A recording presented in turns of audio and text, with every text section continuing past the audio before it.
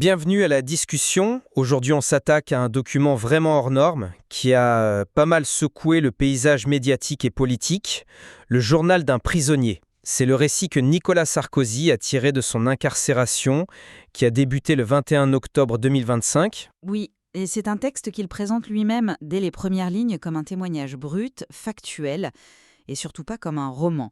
Et c'est justement cette affirmation, en fait, qui va être au cœur de notre débat. Exactement. La question centrale, elle est là. Est-ce que ce livre est, comme il le prétend, le journal intime d'un homme face à l'épreuve de sa vie, un témoignage avant tout, humain? Ou bien, est-ce que derrière cette apparente sincérité, il faut plutôt y voir une construction politique, minutieuse, un véritable manifeste pour la postérité et un redoutable outil de reconquête? Je pencherai, vous vous en doutez, pour la seconde lecture. Et je défendrai la première, celle d'un récit où l'humain, pour moi, prime sur le politique, où l'on découvre vraiment l'homme derrière le personnage public. Alors allons-y, vous parlez de témoignages humains. Concrètement, qu'est-ce qui dans ce texte vous convainc de cette authenticité? C'est d'abord et avant tout la description de la sidération. Dès les toutes premières pages, il y a une sorte de candeur presque déconcertante. Il parle de la profondeur de sa naïveté. Il a cru jusqu'au bout que la justice ne l'enverrait pas en prison. Ça, ce n'est pas l'image du stratège, quoi. Et puis, ce qui est le plus frappant, ce sont les scènes familiales. Le dernier petit déjeuner, la description quasi clinique de la détresse de sa femme, Carla, qui essaie de masquer ses larmes, la fièvre soudaine de sa fille Julia, ce sont des détails d'une intimité vraiment poignante. Il écrit « Je devais mentir le mieux possible pour les apaiser ».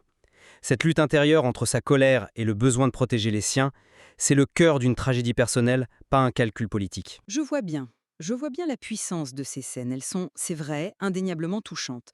Mais justement, c'est précisément là que réside tout le génie politique du texte. L'avertissement initial qui insiste sur la vérité, c'est une technique rhétorique vieille comme le monde. Ça vise à quoi? À désarmer la critique, à établir un pacte de confiance. Chaque anecdote personnelle, chaque description de la souffrance de sa famille sert à construire une image, celle du martyr. Ce n'est plus un homme politique qui nous parle, non, c'est un père, un mari.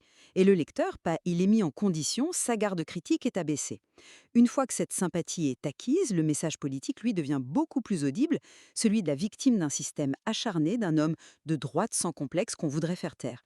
Pour moi, c'est un document politique qui s'avance masqué. Mais cette lecture, que je trouve un peu cynique, elle ignore la substance de son argumentation sur le fond. Il ne fait pas que se plaindre. Quand il dénonce l'injustice, il le fait avec des arguments juridiques précis. Il attaque l'exécution provisoire de sa peine, une mesure d'une brutalité inouïe qui l'envoie en prison avant même son procès en appel. Il souligne que le tribunal lui-même, dans ses attendus, reconnaît, et je cite, que le plus probable est que le document publié par Mediapart soit un faux. C'est un point technique, c'est factuel. Mais vous ne trouvez pas que le parallèle qu'il établit avec l'affaire Dreyfus est tout sauf technique et factuel? C'est une amplification rhétorique massive, non? C'est une manière de donner une résonance historique à son sentiment d'injustice qui est fondé, comme pour Dreyfus, sur un faux. C'est sa tentative de rationaliser l'absurdité de la situation. Ah, je n'y vois pas du tout une rationalisation, j'y vois une instrumentalisation. Choisir Dreyfus, ce n'est pas innocent. C'est se draper dans le costume de la plus grande erreur judiciaire française. C'est s'adresser directement à notre inconscient collectif. Et l'analyse juridique que vous mentionnez, elle est systématiquement nouée dans un champ lexical de l'émotion pure. La haine, le complot, l'acharnement. Il ne dit pas la procédure est contestable, il dit « ils me haïssent ». Et cette stratégie, elle culmine dans la description de la foule qui l'acclame sur le chemin de la prison. Il écrit se croire revenu à la soirée de mon élection en mai 2007. Comment ne pas y voir une mise en scène politique? Le peuple, le vrai, contre les juges, les élites. C'est un trope populiste des plus classiques. Ou alors, plus simplement, le réconfort sincère d'un homme qui se sent seul face à une machine qui le broie. Voir ces gens, c'est peut-être avant tout la preuve qu'il n'est pas le monstre qu'on décrit. Mais cette perception de l'injustice, cette façon de la raconter, elle se prolonge dans la description de sa vie en prison. Et là aussi, je vois une démarche qui dépasse sa propre personne. C'est-à-dire, vous pensez qu'il arrive à décrire une expérience universelle de l'enfermement? Je le crois, oui. Il y a une véritable empathie. Il parle du personnel pénitentiaire avec une réelle considération. Il note leur professionnalisme dans des conditions difficiles. Il y a ce passage où il entend un voisin de cellule hurler la nuit et où il réfléchit à la misère humaine, à la folie que peut engendrer l'isolement. Il ne ramène pas tout à lui.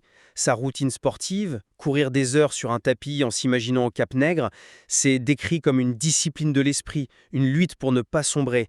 C'est une quête de résilience que n'importe qui dans cette situation pourrait comprendre. Alors là, notre lecture diverge, mais radicalement. Pour moi, chacune de ces descriptions sert au contraire à souligner son statut d'exception. Il n'est pas dans une prison ordinaire, il est placé au quartier d'isolement, avec des terroristes islamistes et des grands noms du narcotrafic. Le décor est planté, dramatique à souhait. Il n'est pas un détenu comme les autres. Il a une protection policière permanente, avec 2 officiers armés dans la cellule voisine. Le garde des Sceaux en personne vient lui rendre visite. Mais il précise bien qu'il a refusé tout traitement de faveur. Il insiste là-dessus. Et cette affirmation, c'est justement le comble de l'habilité. En prétendant refuser un traitement de faveur, il souligne qu'on lui en a proposé un, et donc qu'il n'est pas un prisonnier ordinaire. C'est une posture. Chaque détail est signifiant. Le refus de manger dans les barquettes en plastique. Ce n'est pas juste un souci diététique, c'est le geste d'un homme qui ne se laisse pas avilir, qui maintient son rang. Le récit ne porte jamais sur l'expérience carcérale universelle. La vraie question que pose ce livre, c'est comment un homme de ce rang, un ancien président, vit-il la prison? Et la réponse est différemment de tout le monde.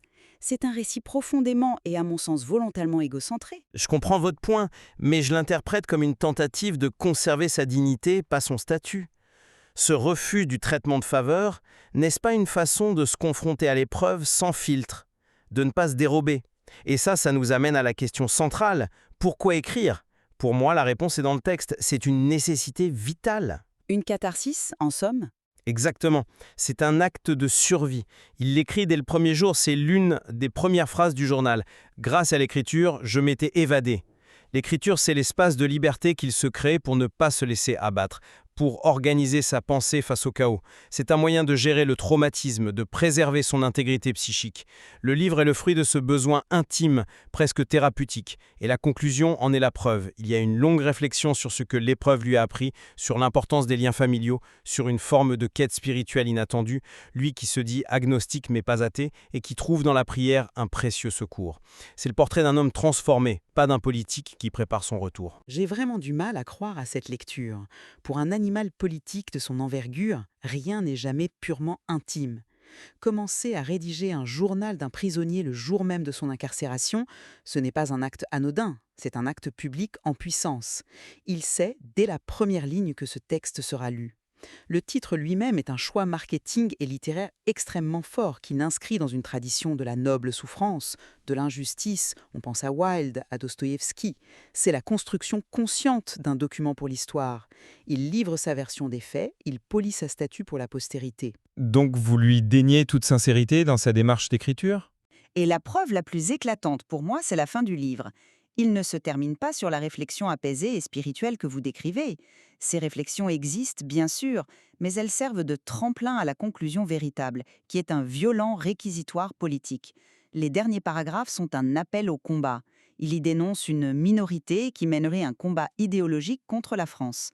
Là, ce n'est plus le prisonnier qui parle, c'est le chef de clan qui sonne le ralliement. La catharsis personnelle s'efface pour laisser place au manifeste. Ce n'est pas le journal d'un homme transformé, c'est le premier chapitre de sa prochaine campagne, celle de la réhabilitation. En définitive, et même si la dimension politique est évidente, surtout à la fin, je reste convaincu que le cœur battant de ce livre, c'est le récit d'une épreuve humaine. Sa force, elle réside dans la description de la vulnérabilité, dans ses moments de doute, dans la redécouverte de l'amour, de la loyauté. C'est une invitation à voir, au-delà du jeu politique, le coût humain de ces luttes de pouvoir. Et je maintiens qu'il s'agit avant tout d'un exercice magistral de narration politique. Chaque détail intime, chaque scène familiale, chaque réflexion philosophique est méticuleusement agencée pour servir un objectif supérieur, forger l'image du juste combattant, seul contre un système. C'est moins un journal intime qu'un grand plaidoyer destiné non pas au juge, mais au tribunal de l'opinion publique et de l'histoire. Bon, nous sommes au moins d'accord sur un point, hein. C'est un document d'une complexité rare, où la frontière entre le personnel et le politique n'est jamais étanche. L'un nourrit constamment l'autre. Absolument. Et c'est ce qui le rend fascinant. Ce livre nous force à nous interroger sur la nature même du témoignage pour une personnalité de cette stature. Un homme public peut-il jamais produire un récit purement privé ? Et surtout, ça soulève d'innombrables questions sur les interactions explosives entre la justice, les médias et le pouvoir politique, sur la manière dont les récits se construisent dans l'arène publique.